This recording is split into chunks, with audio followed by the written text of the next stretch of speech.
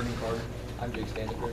I'm Lincoln Dragu, and we did school shootings and arming teachers. We are now open for questions. I guess the first question I have for you all is, do you feel safe in school? Yeah. Yes. With LCA, yes, because we have stuff like Officer Hart who does his job. Okay. What's the first school shooting you remember? How did it impact you? The first school shooting I've personally heard of was the Columbine shooting.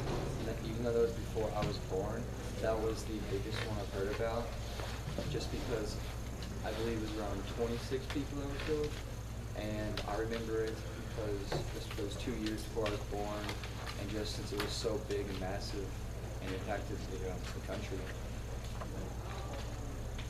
I agree with that. That was the first one. Columbine as well. So I'll cut right to the chase. Do you believe teachers or school administrators, faculty, staff, school employees, do you feel like they should be armed? I personally don't believe we should arm school teachers or staff at all. I believe that teachers should not be armed, but if there's like cops, security, or any law enforcement in the school, they should be able to have weapons. Throughout us doing this, all our research, I've kind of like changed sides throughout the whole thing. And what the data mostly says is like large public schools don't arm teachers because just with the amount, they don't have like a firm grasp on things. With a pistol or a gun there, it makes like situations worse. It could be worse. But in, like if it was LCA, for example, we don't have many at-risk children here. I think it would be like acceptable for maybe not every teacher, but Is there a difference in the school arming a teacher and a teacher just being permitted to carry their own firearm? yes, I do. Because when the school gets involved, I think it makes it safer because not only do they have to go through training and all that, it lets not only the students know, but everybody knows that there is somebody on campus who has a weapon.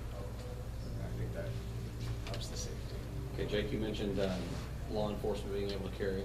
What if I have a concealed carry, which I do, I have a concealed carry. I'm neither concealing nor carrying currently, but I do have a concealed carry. Should I be permitted to carry a gun on school property? I believe you should be able to if you go through like, or the school, they get some like regulations and protocol, I guess you could say, Okay. for you to allow you to be able to have like some kind of weapon in here. Okay. So I have to go through a rigorous process to get my CCDW. I have to show that I have marksmanship skills. I have to show that I can take my gun apart and put it back together, that I can clean it, that I know how to accurately reload it, that I understand the gun laws as far as when I'm criminally liable. If I shoot somebody at my house, if they're breaking into my house, yes, I can shoot them. If they're running away and climbing over the gate, I can't shoot them. Those sorts of things. I have to demonstrate that I know all of that before I'm issued my CCDW, and I have to re-up that every so many years. So am I already qualified, or are you saying that the school needs to do something above and beyond that? And if so, what would you recommend? I kind of have something here. Well, in like a school situation, it's a whole other place. Because if there is a school shooting in process, there's going to be chaos. Children come around, and I think shooting a high school student or even middle school student because it's gone as low as that.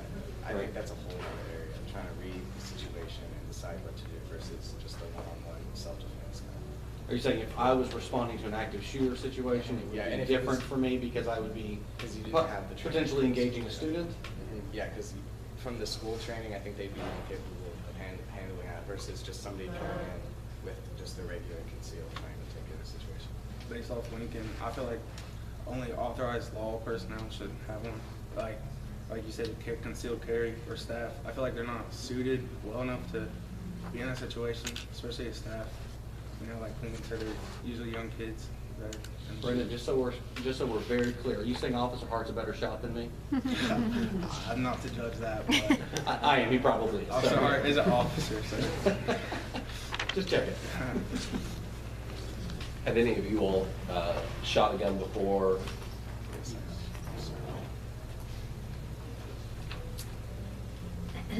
So, I want to make sure I understand what you're better. Are you more prepared to talk about school shootings, or are you more prepared to talk about arming teachers? Just so I know which way I'm going.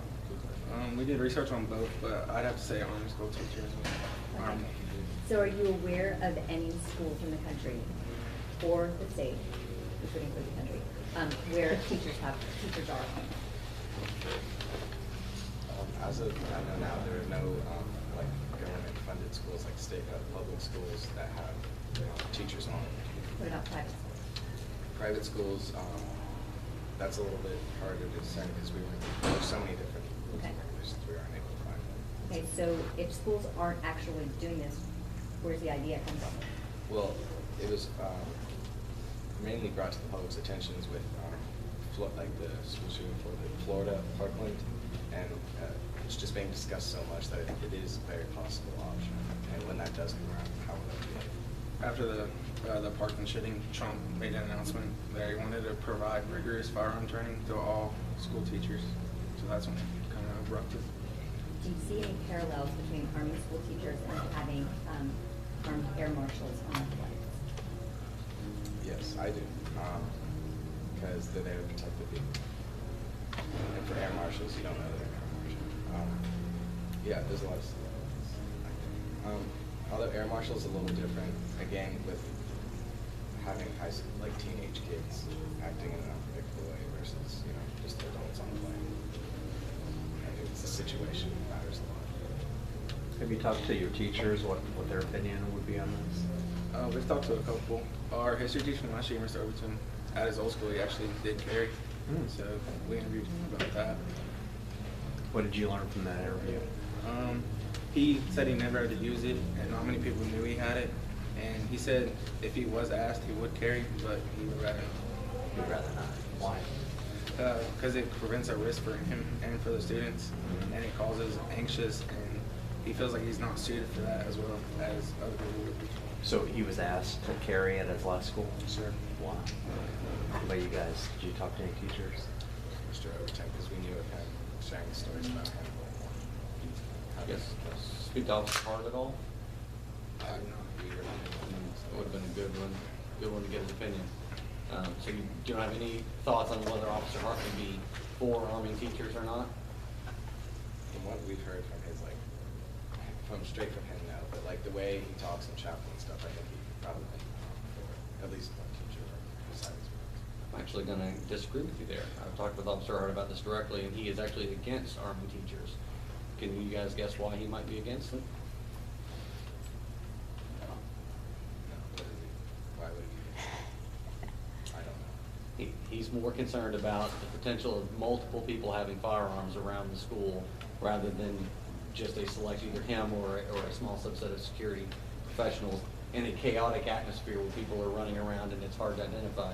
Plus, if, say, Mr. Morgan, for instance, was armed and he was subduing somebody. Which I'm not. Which he's not, but if he theoretically was, and he was subduing somebody and the police come in to address the situation, they have no idea that Mr. Morgan works here, especially if he doesn't have his badge on. I do have my And badge. he could be an unintended consequence of that situation. So I will tell you that Officer Hart is not necessarily in favor of arming teachers, or at least not proactively arming teachers from the school stand. How would you feel if we have several students whose parents are in the military or law enforcement? And so as part of their jobs, they do carry weapons. How would you feel about them being able to carry their weapons here? I believe that since they're part of the government, they're law enforcement, I think they should be I guess they'll be fair to come in with a weapon because they're clarified by the government to have access to that weapon and carry it to the public and places like that. So currently, they aren't able to, so they want to come up for lunch, they might come volunteer, see a game or something, they can't have their weapon with them. But you would be okay if they did? Yeah. Yeah, as he was talking about, all the rigorous stuff he had to go through just to get his concealed carry license. I think if they don't do that, there's no reason why they should be able to. Because I'm going to switch up just a little bit. Let's say I'm no longer active duty military or actively serving, but I used to, and now I've retired and work a different job. Would that change your opinion about whether they should have a gun and they should come to school for any reason? Well, yeah, if they're not active duty, and is this saying that they don't have their concealed carry license? No, they would. They would, but I think they should still be able to. Retired law enforcement Authorized. carry something called a LEOSA. That is something to that, but they have to re-register. Okay. So if we did more armed students, armed teachers. Yeah. Don't get any ideas yet. That could be fun too. But if we did arm our teachers, where would they carry their weapon, or where would it be kept? I personally believe that the weapon should be kept on the person. And there's some arguments I've read while doing this that say it should be hidden and walked away in the room. But if a situation does pop up where they need instant access for that, going back and unlocking and doing all the safety just to get it out, it's going to take a lot more time. Probably was my interest. I disagree with Lincoln there. Well, I believe that, as he said earlier, a few seconds ago, that a teacher, if they have a gun, they shouldn't tell the students exactly. I believe that it should be like hidden in their desk or somewhere safe where a student wouldn't be able to get it. And if they didn't know, I don't think they would search through their desk exactly to look for a weapon if they wouldn't assume that a teacher has a weapon in their desk. I agree with Drake. It should be hidden and well kept. Even if the intentions are good, they could backfire easily. What are some ways it could backfire? Pardon? What are some ways it could backfire? Like mishaps with students, like misfire, or student could feel anxious or nervous around the gun if they're on the person. I was gonna ask a follow-up. How would you personally feel if I was teaching a history class and you saw me carrying a gun on my waist? How would that make you personally feel, and maybe even your peers? I would feel comfortable because I've been raised around that kind of thing. And I know that not to fear firearms, and that people who carry them in public know what they're talking about. So I would feel fine in that situation. I feel like it would be more intimidating, just because it's just a weapon, like easy access right there. I agree with Jake on that one. Intimidation and fear of what could happen is. Do you think there's a difference if there was like between private and public schools, that they allowed one to carry and the other one to not? Say like public schools compared to private schools? Should public schools have it more than private schools, or vice versa? I'd say private schools would be able to have it more, just because I've been to both schools, and there's been more like, I guess, background checks here than there has been at public schools. And I believe that if some teachers here were allowed to have a gun, it would be safer just because it's a smaller amount of students. And I guess you could say it'd be less chaotic than a public school. Do you know, for the school shootings, which one is happening more, public or private? Public. So, if it's happening more in the public, why aren't we arming more of the public and helping them, and it's not really happening in private? It's in one of these. It was talking about shooters that they've caught before. Many of them committed suicide, and they said if they knew that, I think it was like guns on site or whatever, that they would have done it a lot sooner. Because they know, for example, if they can overpower a teacher, that they can take that weapon, they would have done it. But for private schools, what helps us is smaller classrooms, more manageable, and there's more of a connection, like a personal connection between the student and the teacher, which is more towards the school shooter side. A lot of the reason that they did it is because they distanced themselves and felt isolated, and with that isolation, what's the word for it? They act more violently sometimes. So you said Mr. Overton was allowed to carry previously at his former school. Do you know if he underwent a mental evaluation before he was permitted to carry? I do not know. I know he had a concealed carry permit, and he permitted his own gun and own ammo and everything, and they just asked him to carry, so he could run to. Let me ask you a question. We'll drop back a little bit to the school shooting issue itself. School shootings were certainly not something that I grew up with, and I would say most of this panel didn't grow up with either, but it even says on one of our sheets, it's kind of become the new normal. Can you guys talk to me a little bit about why school shootings seem to be more commonplace these days? Is there something societally that's changed? What's causing school shootings to become, unfortunately, that new normal? Well, our research, at least, or mine went back all the way to 1955, and they've been going on a lot in the 90s. 1955, there was 8 in 1998. I think the media coverage now has changed a lot. I think it's a big factor of it. So maybe they weren't happening more often now, we're just more aware of them happening? More maybe? aware of them, yeah, for Okay. sure. And I don't want to put this like on like political things, but with the way like politics is going, if they can even like exploit it in a way, like for it's just a whole new debate. So they're just using it. I guess emphasis on it. Jake, what do you think? I believe it has something to do with society itself, Mhm. where as most like the shooters, they have like they're mentally ill or they've been bullied before in their lives, and I believe that it's the like if people didn't get bullied as much, there would be less shootings, Mhm. and I truly believe that like the society today has caused an increase of shootings in schools because of the stage they put their brains through and like the way they treat them. So maybe more bullying has led to more school shootings? Yes. Okay. Do we feel like there was bullying maybe back in the 50s and it didn't lead Yeah. to school shootings, or I this is think- just? I believe there's just more types and forms of bullying now. Okay. Like cyberbullying, of course. Fair point. Where in the 50s and 70s, they didn't really have like the Instagram, Snapchats, and the social media services. It was a better time, wasn't it, Jake? I'm gonna say. I wasn't there. Well played, well played. So you're right, cyberbullying may have proliferated. Yes. This, what do you think, Brennan? Basically, sort of what they said, you know, the social aspect of today's society, you know, you got, people can grow up in different home backgrounds as well, Mhm. home life, rough home life, isolation, bullying, like they said, depression, all of that can lead up to the longing of school shooting. I find it interesting that none of you said there's a wider access to guns. I think that tends to come up as a talking point a lot. You were talking about the political side of this. Often people draw their battle lines there, but I don't think I heard any of you say that, oh, well, just guns are more accessible now. I think and that's guns why. have always been accessible, the same amount basically. But I kind of, how one of you said, it's more of a social norm now.